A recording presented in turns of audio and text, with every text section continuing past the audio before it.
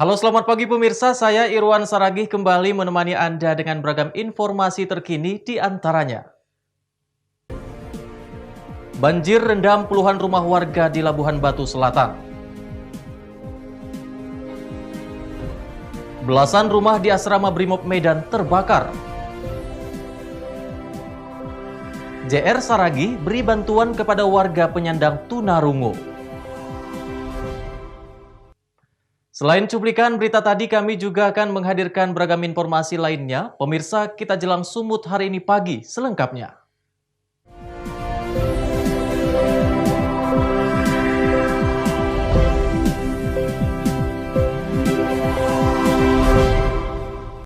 Kita ke informasi pertama, pemirsa. Tingginya intensitas curah hujan selama 1 harian mengakibatkan dua sungai yakni Sihotang dan Batang Nadenggan tak mampu menampung debit air sehingga puluhan rumah warga terendam banjir setinggi 1 hingga 2 meter di 3 desa.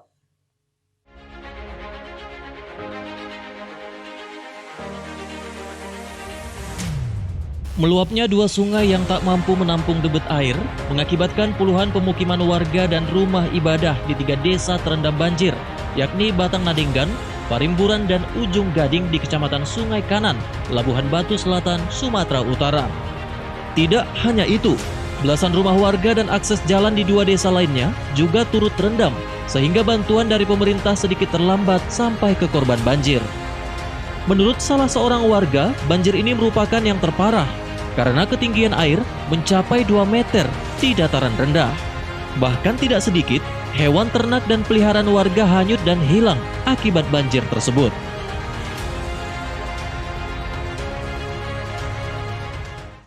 Banjirnya Pak dari Sungai Sihotang dan Sungai Batang Nadenggan Pak. Ada kira-kira berapa desa yang banjir Pak di Kecamatan Sungai Kanan ini? Kalau desanya Pak, 3 desa. Desa Batang Nadenggan, Desa Parimburan, sama Desa Ujung Gading. Dusun Sikam yang terdampak, Dusun Sikam, Dusun Batang Nadenggan, dan Dusun Sidonok. Dusun Sidonok Laut satu lagi Pak. Dan ketinggian banjir kira-kira dampak ke rumah berapa meter Pak? Karena curah hujan sangat deras, tinggi tadi malam Pak, kira-kira 2 meter lah Pak, setinggi orang dewasa. Kerugian warga pun yang punya kolam ikan lele gitu, yang punya ternak kambing, ayam sama bebek terdampak juga Pak.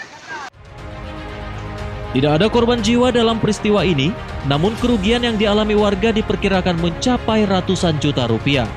Ucok Sitorus melaporkan untuk Evarina TV. Selain itu pemirsa, diguyur hujan semalaman sejumlah ruas jalan di Kabupaten Nias Utara digenangi luapan banjir setinggi lutut orang dewasa. Akibatnya sebagian rumah warga terendam dan sempat melumpuhkan arus lalu lintas dari kota Gunung Sitoli ke Kabupaten Nias Utara dan sebaliknya.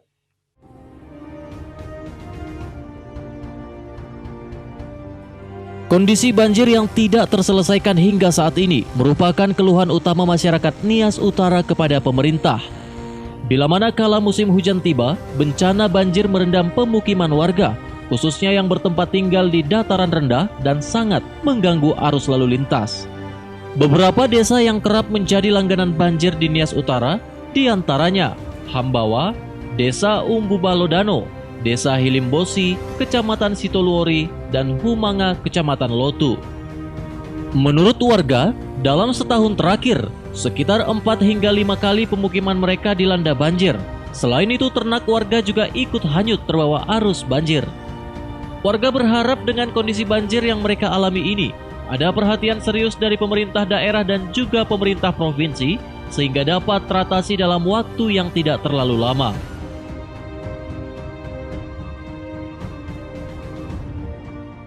Jam berapa tadi Bang? Jam 5.30 Bang. Jam 5.30 ya? Jam 5.30 WIB. Apakah keseringan terjadi banjir ini di desa ini Bang atau bagaimana Bang?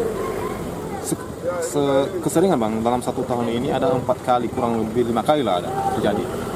Oh. Ada hari itu nyampe 1,5 meter mau 2 meter lah pernah. Dan hari itu pernah rumah-rumah ini kebanjiran. Ya, ada 4 di sini rumah kebanjiran hari itu. Warga hari itu bertahan di rumahnya, ada juga yang mengungsi ke rumah tetangga.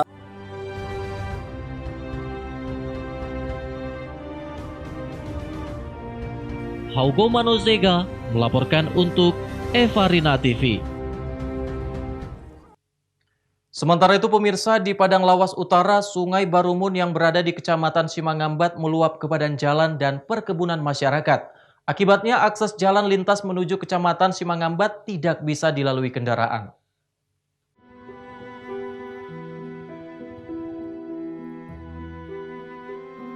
Beginilah kondisi jalan lintas menuju pusat Kecamatan Simangambat yang saat ini tergenang air setinggi 1 meter akibat luapan Sungai Barumun sejak Sabtu pagi. Banjir melanda Kecamatan Simangambat sehingga jalan lintas menuju Kecamatan Simangambat Kabupaten Padang Lawas Utara tidak bisa dilewati oleh kendaraan roda 2 dan minibus.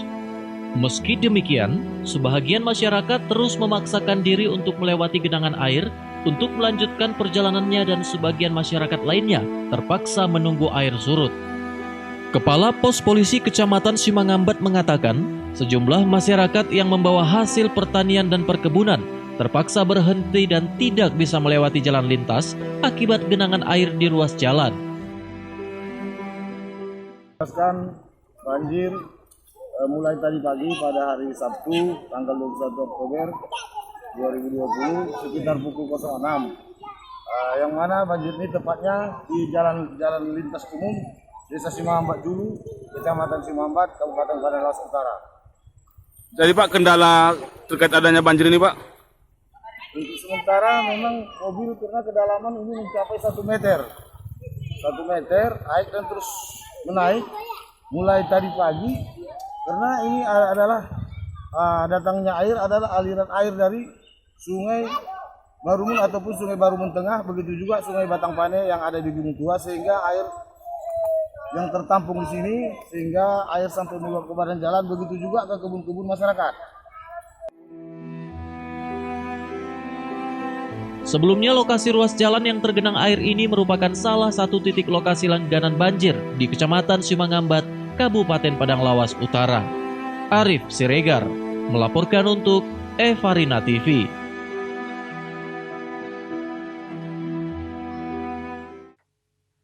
Sumut hari ini masih akan kembali sesaat lagi, tetaplah bersama kami.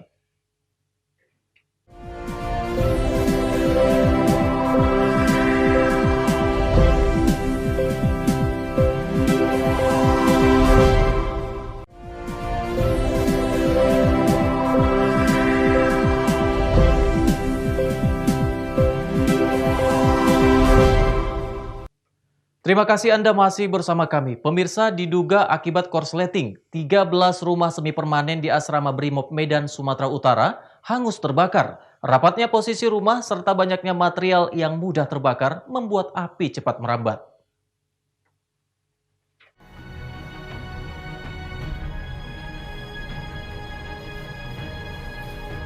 Sedikitnya 13 unit rumah semi permanen di Asrama Brimob Medan, Sumatera Utara, Minggu subuh hangus dilahap si jago merah.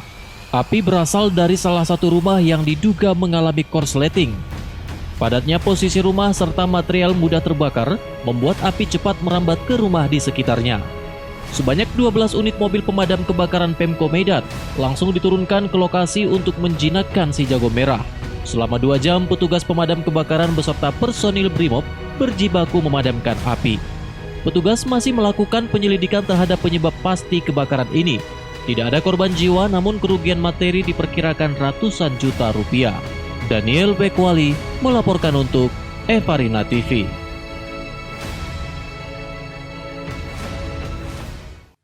Sementara itu pemirsa, Polsek Helvetia memberikan suasana berbeda kepada warga yang datang yang ingin membuat laporan pengaduan ke Mako Polsek Helvetia Polrestabes Medan dengan keberadaan hewan-hewan yang ada di Taman Satwa Mini. Inilah kebun binatang mini milik Polsek Helvetia Polrestabes Medan. Kebun binatang ini berada di depan pintu masuk markas Polsek Helvetia Medan. Setiap warga yang datang ke Polsek Helvetia ini langsung terpesona dengan keberadaan hewan-hewan yang ada di Taman Satwa Mini. Keberadaan satwa mini ini sangat bermanfaat khususnya bagi warga dan personel.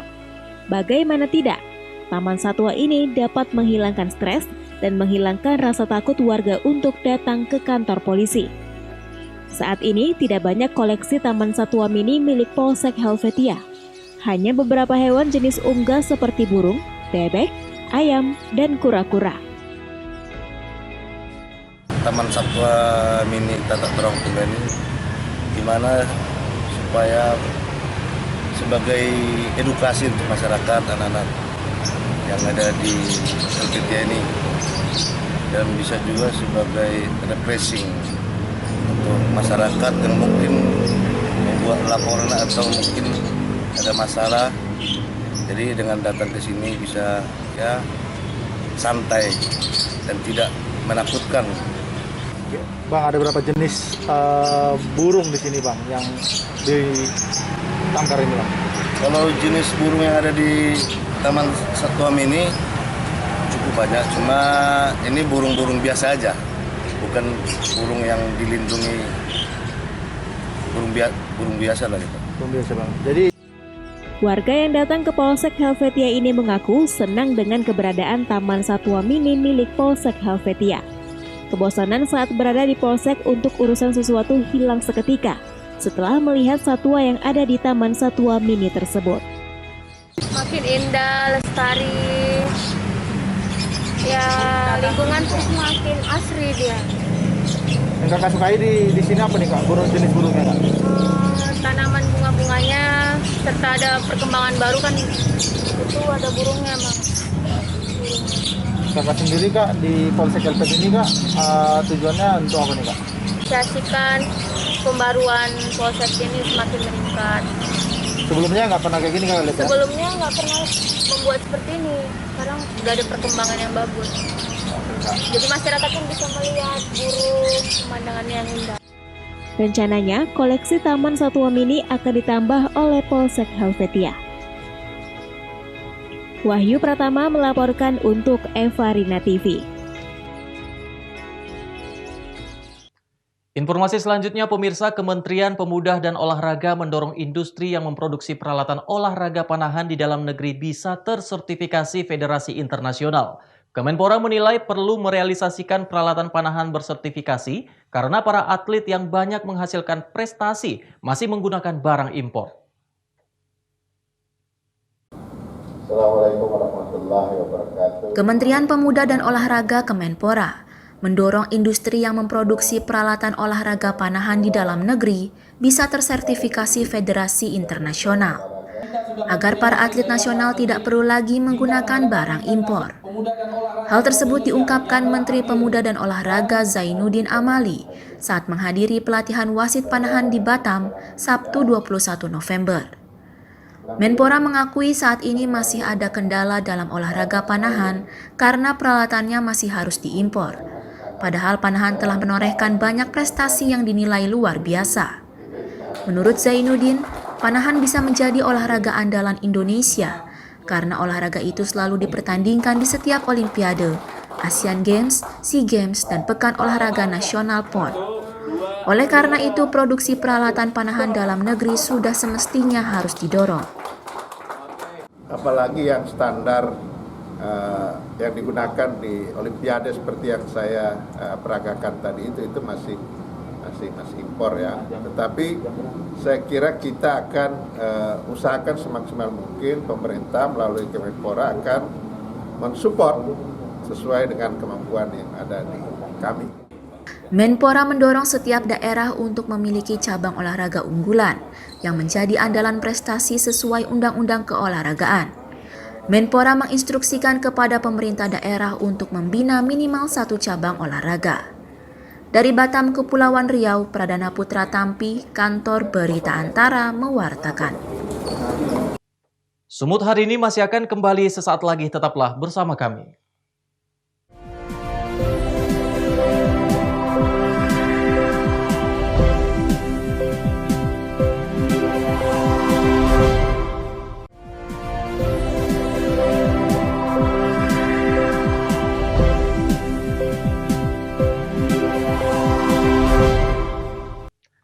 Terima kasih Anda masih bersama kami, pemirsa. Bupati Simalungun JR Saragi memberikan bantuan berupa uang tunai secara pribadi kepada warga penyandang tunarungu. Bantuan ini diberikan saat momen temu ramah yang dilakukan di rumah dinas Bupati di Pamatang Raya.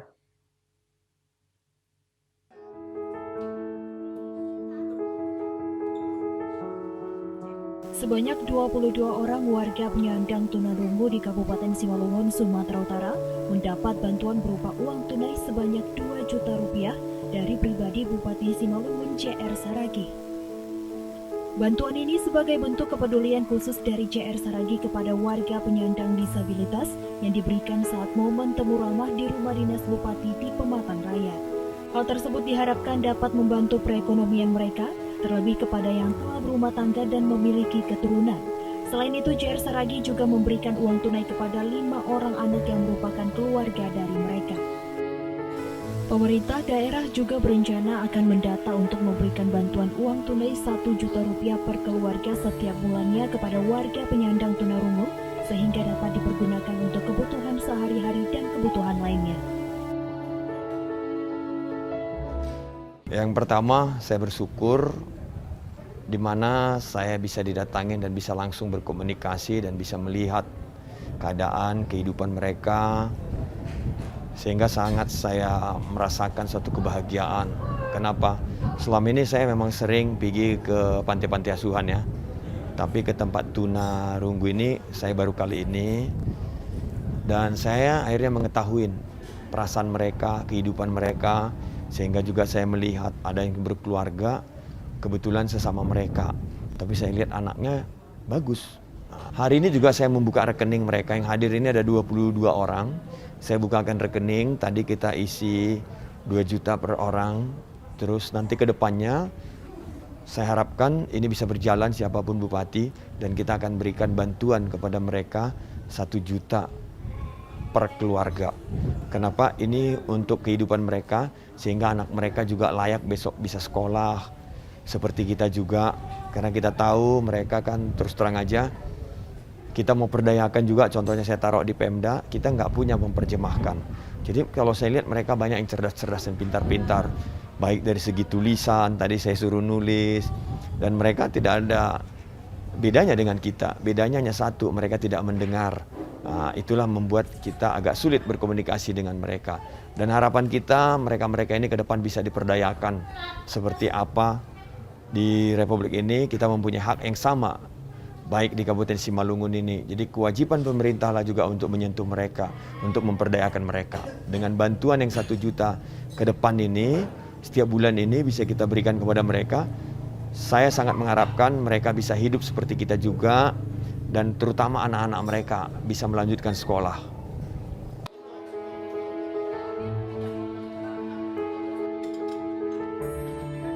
Dosi Simarmata melaporkan untuk Eva Rina TV.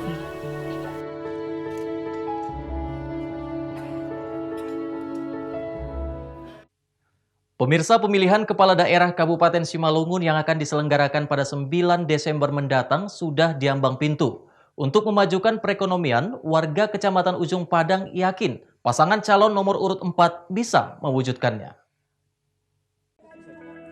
Pemilihan kepala daerah Kabupaten Simalungun yang akan diselenggarakan pada 9 Desember mendatang sudah diambang pintu.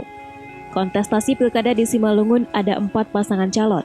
3 pasangan calon melalui partai politik dan 1 pasangan calon independen. Dari 4 pasangan calon ini, warga Kecamatan Ujung Padang memberi harapan besar kepada pasangan calon nomor urut 4 untuk memajukan perekonomian masyarakat. Hal tersebut diketahui saat kunjungan Anton Saragi dan Rospita Sitorus di beberapa nagori se-Kecamatan Ujung Padang. Setelah saya melihat Bapak Haji Anton Saragi bersama dengan Ibu Rospita Sitorus, saya yakin mereka bisa memajukan Kabupaten Simalungun ini dan boleh meningkatkan perekonomian masyarakat khususnya di Kabupaten Simalungun. Dan mudah-mudahan Bapak Anton Saragi dan Ibu Rospita Sitorus bisa menang. Ya.